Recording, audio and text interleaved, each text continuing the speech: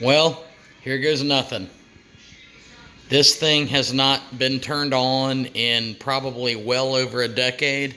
When I flip the switch, it could go up in smoke, or it could turn on. Hang on, let me turn down the television here.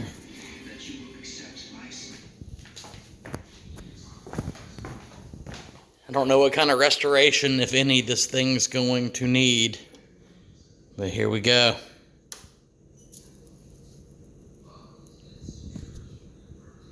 That's a good sign so far. Oh my goodness, look at that. The thing works.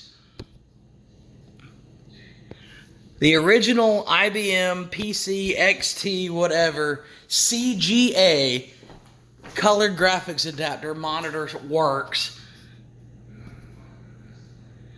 Model 5153.